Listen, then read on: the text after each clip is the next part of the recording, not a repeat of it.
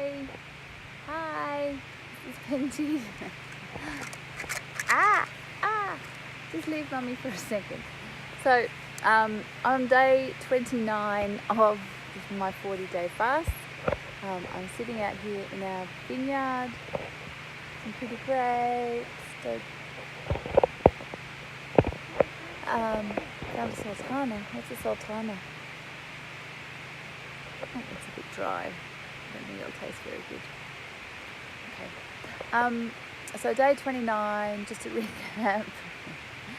Well, first of all, before I start, I want to acknowledge the traditional custodians and owners of this land, the Gundungurra people, past, present and future. Always was, always will be Aboriginal land. This is really distracting. So, day 28. If you've seen my first post, you can see that my face is looking quite good. It always looks so much worse on camera, but it's clearing up so much. So I have rosacea, and it's got really bad the last year, and it's clearing up because I'm healing inside. I started off doing an 11-day juice fast, which was just 1 litre of juice a day, spirulina and a green veggie powder added to it. I then went on day 12, went to a complete water fast, distilled water with apple cider vinegar and sea salt. I brought some of that really yummy Tasmanian sea flakes. I don't know what it's called, the blue and white striped container.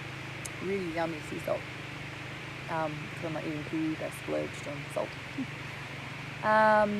So now up to day 29, I've been learning a lot about what's going on in the fasting, but I wanted to talk about emotional fasting today. Emotional eating, which is the hardest part. The physical hunger and the hunger pains, it really goes away, and you kind of get used to it, and you drink water and it goes away.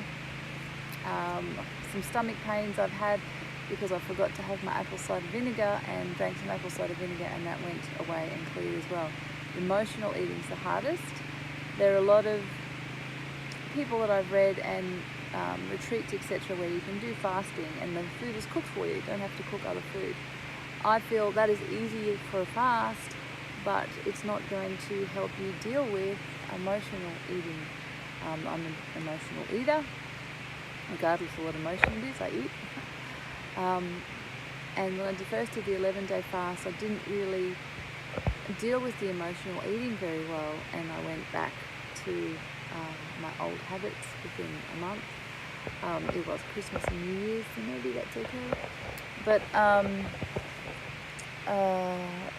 this time around, so the first 11 days, I wasn't very mindful. I was eating, nibbling a little bit when I was cooking, and really didn't control the emotional eating very well. And I was just always wanting to eat. This time around, I have been, when cooking for this fella and his daddy, I have been really focusing on my food, very mindful of what I'm cooking, mindful of food, and that has helped me stay consciously aware so I don't just randomly shove food in my mouth, particularly when cooking. And I'm hoping that because I'm doing this for over 21 days, which, as I say, 21 days takes 21 days to start create a new habit, that this will create new habits in my eating. So I'm very conscious of what goes in my mouth now. Previously, my eating habits were because I didn't think about what I went in my mouth. I saw something I want and I'd put it in my mouth with absolutely no thought. So dieting was always really hard, but I never really worked on mindful eating. So this is what I would, my recommendation for anyone that's doing any kind of fasting or even dieting is mindful eating.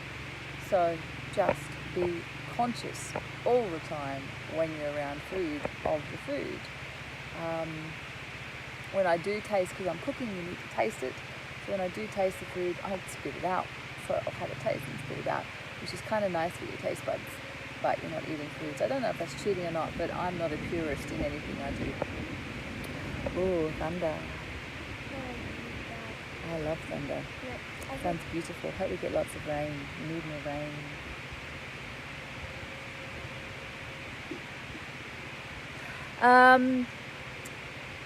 So, and what else did I want to say?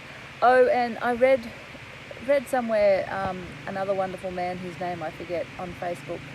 And if you see this, please accept my apologies for not remembering your name. But he spoke about when he deals with emotional eating of blocking it out and not thinking about food. When I had anxiety and depression, I tried to deal with the not nice thoughts by distracting my mind, by mantra, by blocking those thoughts, and the resistance to those thoughts gave the thoughts energy and power and made it much harder. So when I was given some beautiful advice from Jayanti, one of my mentors, and she said to acknowledge it, sit with it, and then thank it and let it go.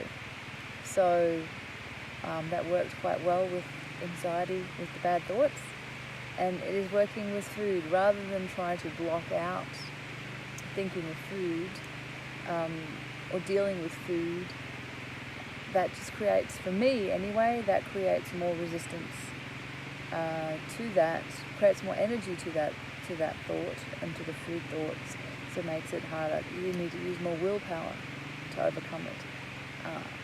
And willpower and food doesn't work so well with me. So I'm trying to create new habits that when I get off the fast, it'll be easy to eat a healthy lifestyle, healthy. So that means being around food. Not when we go to America on holidays. Apparently he's going to pig out on American food. I'm going to get one of those diamond Lollies. lollies.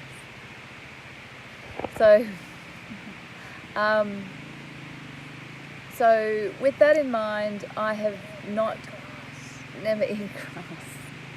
With that in mind, I